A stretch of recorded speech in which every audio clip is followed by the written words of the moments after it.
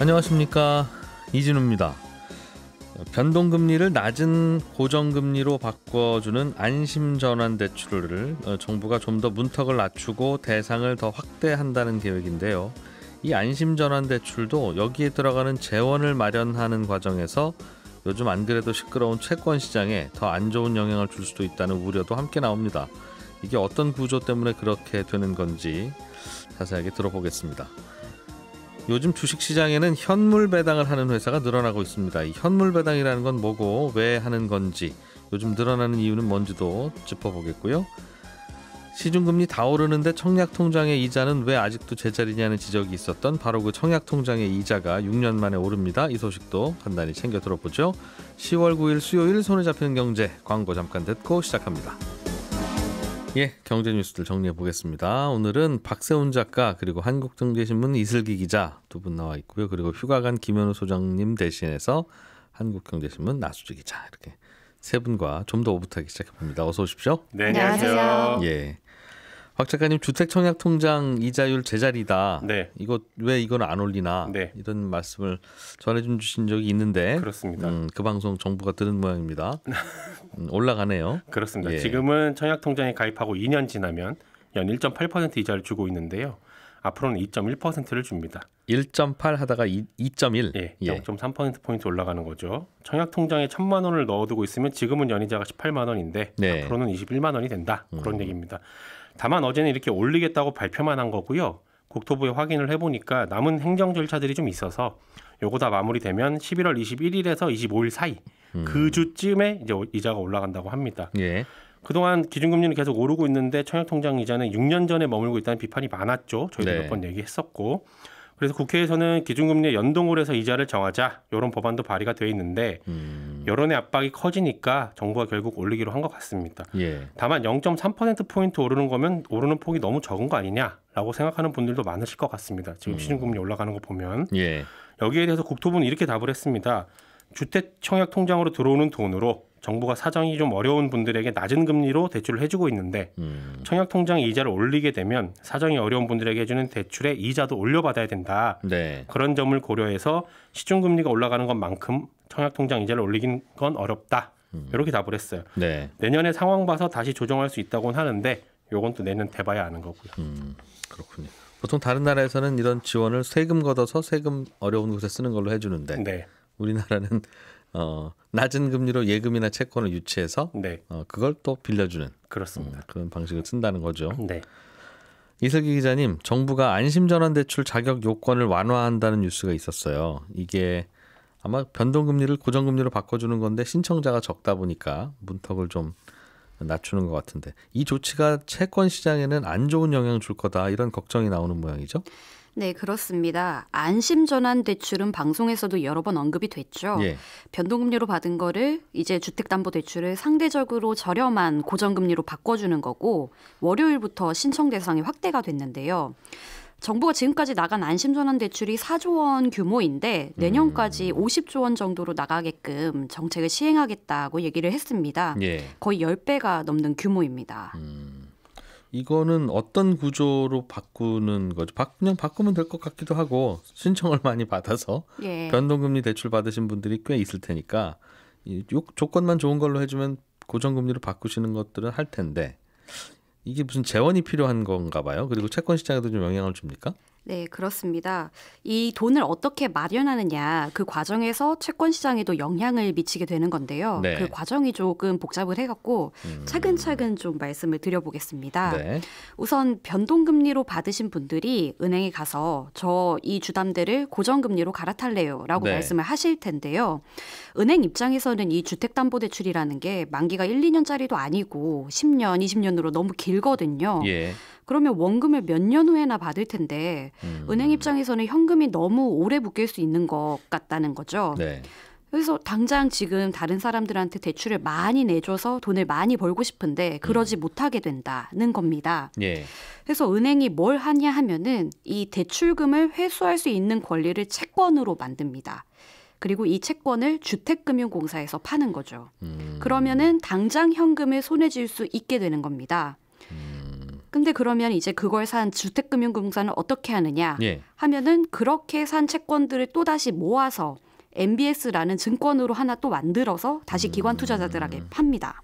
주택금융공사도 그렇게 해서 현금을 얻는 거죠. 일단은 그럼 소비자가 가서 대출 약정서 내지는 대출 계약서 쓴 거를 그냥 가만히 있으면 은행한테 계속 원리금 갚는 건데 은행도 저도 이렇게 오랫동안 원리금 갚는 거 별로 받는 거 별로 안 좋아합니다. 누가 이거 저한테서 사가시고 그 원리금을 본인이 받아가세요.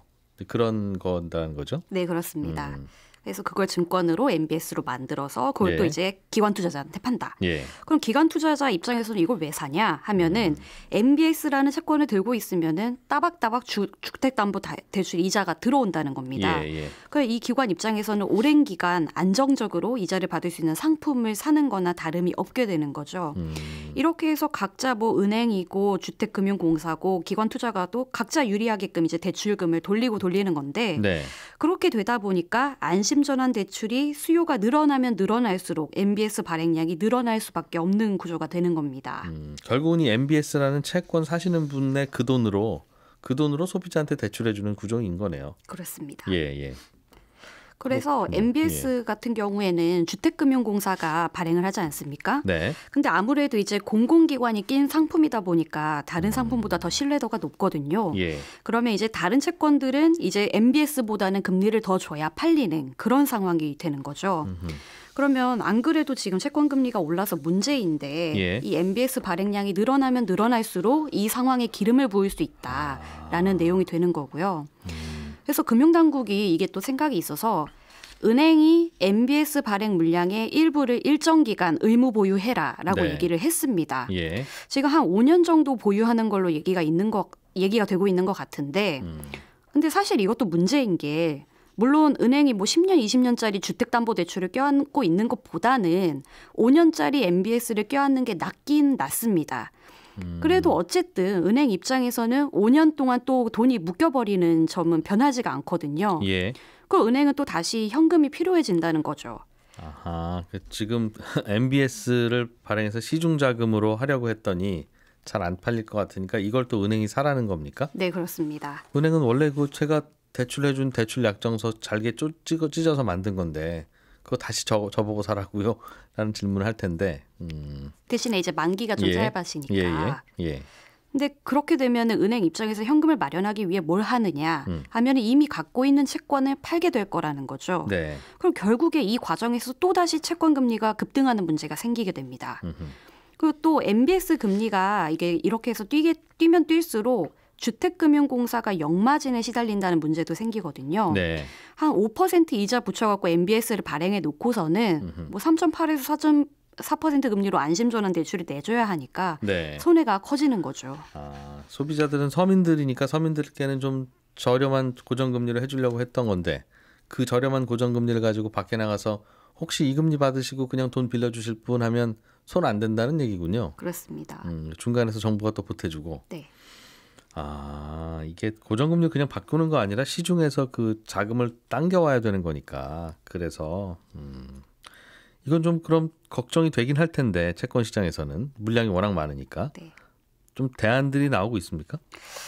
지금으로서는 정부가 내놓은 채권시장 안정화 대책 이제 내놓은 게 효과가 나기만을 바랄 수밖에는 없는 것 같습니다. 예.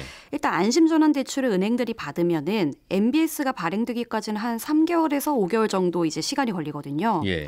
지금 대출이 나가면은 MBS는 한 내년 한 1, 2월쯤 본격적으로 발행될 거란 얘기입니다.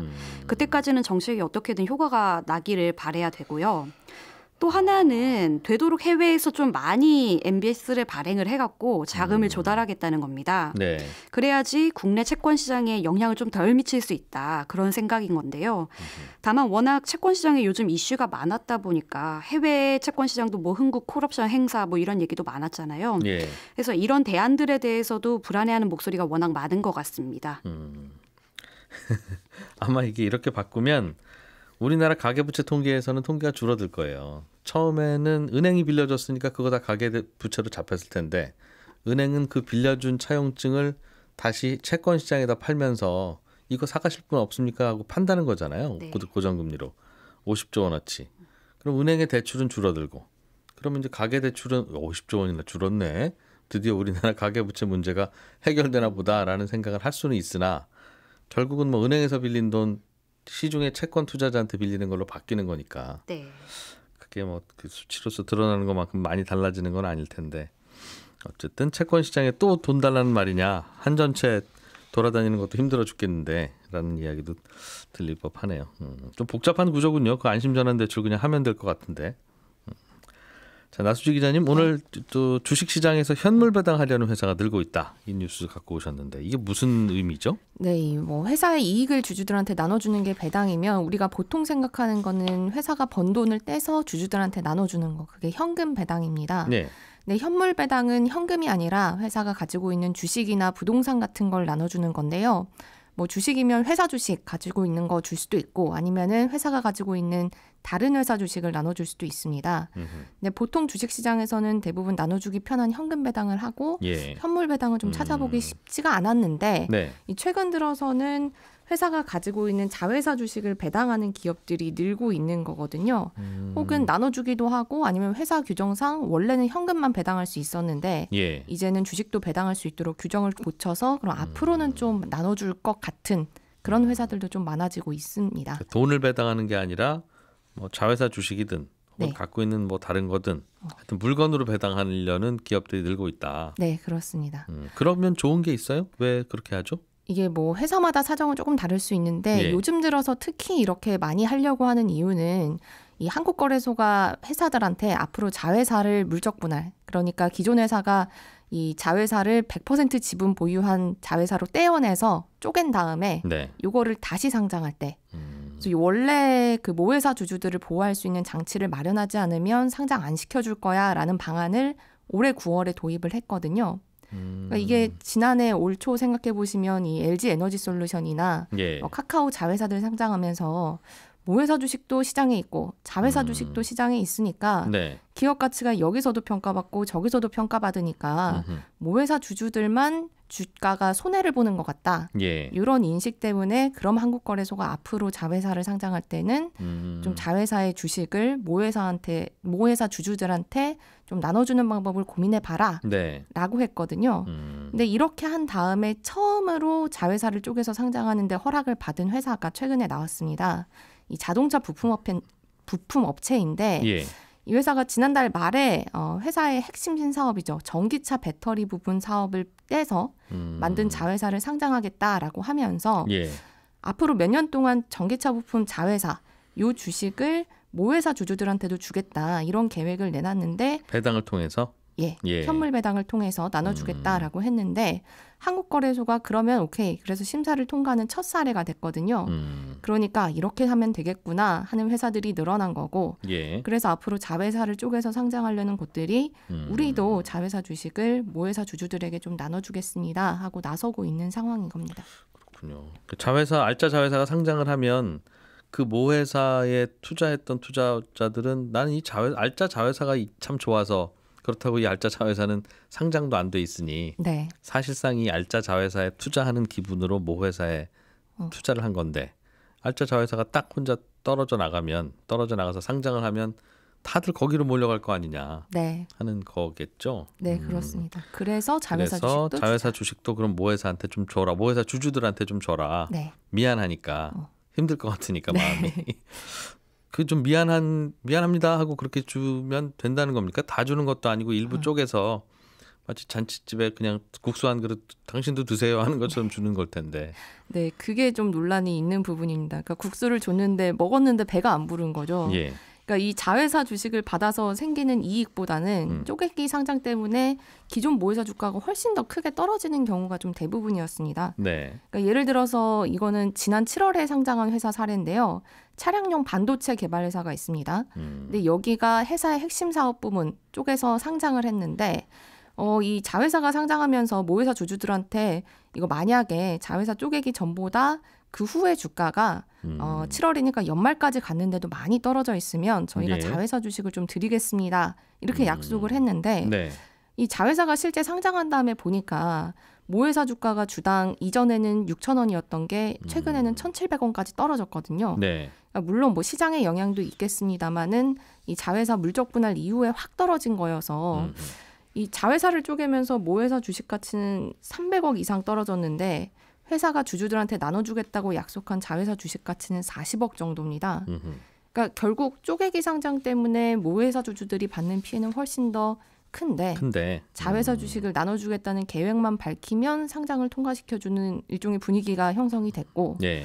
그래서 이런 분위기 때문에 자회사 주식 나눠주겠다라고 나서는 기업도 많았는데 그럼 이게 기존 주주들한테는 충분한 보상이 안 되는데도 불구하고 이것만 자회사 주식만 나눠주면 쪼개기 상장도 이제는 좀 당당하게 할 수 있는 일종의 면죄부만 주는 게 아닌가라는 생각이 이 주식 투자자들 사이에서 커지는 상황입니다. 뭔가 이게 잘못된 거라면 상장을 하지 못하게 하든가. 네. 뭐 모회사 주주들이 피해가 있더라도 그게 법적으로 문제가 없고 논리적으로 하등 문제가 아니라면 그냥 상장하게 하든가. 네. 둘 중에 하나여야지 그게 논리적이지.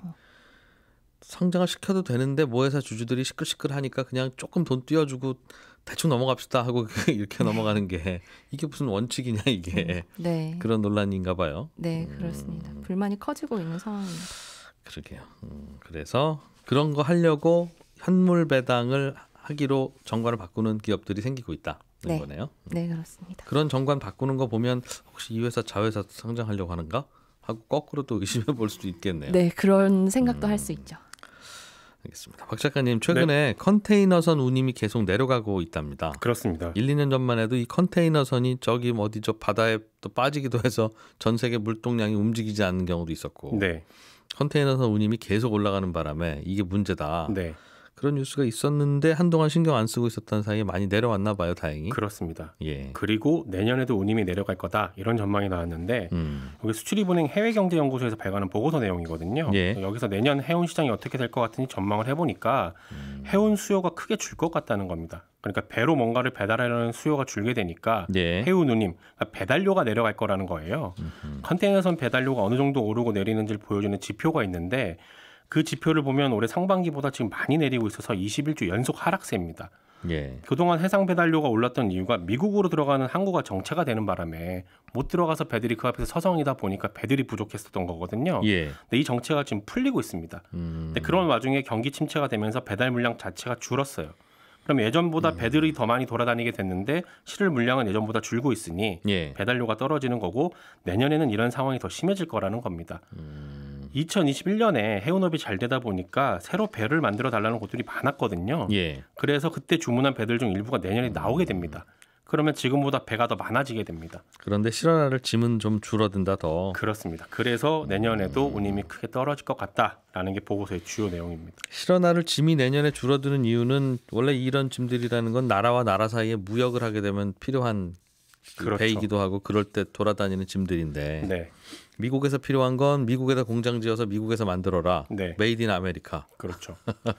그러고 있으니까 뭐 그러면 그냥 각자 나라에서 만드는 거면 배로 실어 나를 게 별로 없겠네요. 그렇게 되는 겁니다. 그 얘기죠. 네, 그것도 있고 경기 침체 때문에 사람들이 뭔가를 더 안 사려고 하니까 사려는 수요도 줄 것 같고 그런 것도 있고. 그러니까 이게 전문가들도 1, 2년 앞을 내다보지를 못해요. 이랬으면 배 안 만들었을 텐데. 네. 또 급하게 만들었던 것도 만들고 나니까 배가 남는다고 하면 참 어떡합니까 이거. 그렇습니다. 운임이 떨어지면 이거 해다 주는 택배 회사, 네. 해운 회사들도 수입이 많이 줄겠네요. 그렇죠. 전망이 맞다면 그렇습니다. 다만 업계 1위가 HMM인데 여기가 네. 올해 상반기에만 영업이익이 6조 원이 넘습니다. SM 상선도 상반기에 3천억 원의 영업이익을 기록했거든요. 이야. 모두 사상 최대 실적입니다. 그래서 며칠 전에 이 전망이 맞다면 앞으로 해운업계 위기가 오는 거 아니냐 이런 얘기들이 계속 나왔거든요. 예. 근데 여기에 대해서 해수부 장관이 뭐 일감이 좀 준다고 해도 해운업체들이 쌓아둔 현금성 자산을 고려를 해보면 예. 당장 위기가 발생할 가능성은 높지 않다. 이렇게 얘기를 했습니다.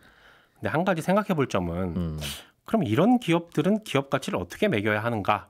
라는 질문이 남거든요. 예. 왜냐하면 HMM 같은 경우는 과거 약 10년간 쌓았던 누적 적자가 한 4조 원 정도 됩니다.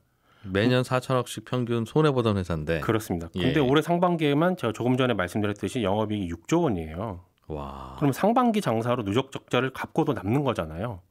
그리고 해수부 장관 얘기처럼 내년에 컨테이너선 운임이 내려가더라도 쌓아둔 현금이 있으니 버티기는 할 텐데 버틴다는 말은 영업이익은 대폭 줄 거라는 거거든요. 10년에 한 번씩 돈 벌어서 10년 동안 까먹는 이런 업종이군요. 그렇습니다. 그래서 어떤 해에는 사상 최대의 실적을 기록하고 어떤 해에는 영업이익 폭이 확 줄고 네. 그러다가 또 몇 년은 적자가 되고 그럼 이 기업은 기업 가치를 어떻게 매겨야 하느냐라는 겁니다. 왜냐하면 보통은 기업 가치 매길 때는 그 기업이 이익을 얼마나 내느냐 이걸로 좀 계산을 하거든요. 예. 근데 어떨 때는 몇 천억 적자, 어떨 때는 몇 조 원 흑자 이렇게 실적이 나오면 이익을 기준으로 기업 가치 매기는 건 힘들어집니다.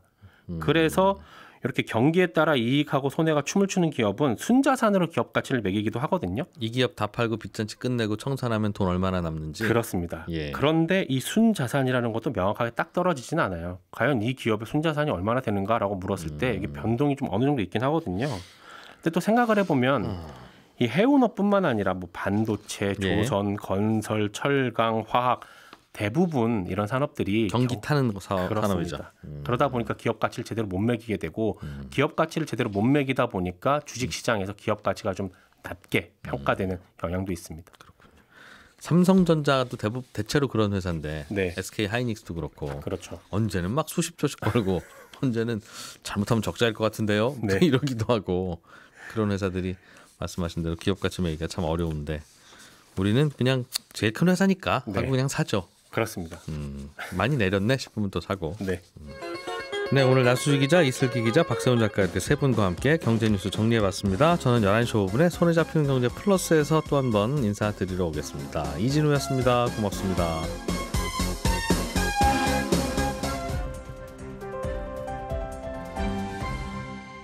경제를 생각하는 사람들의 즐거운 습관. 이진우의 손에 잡히는 경제.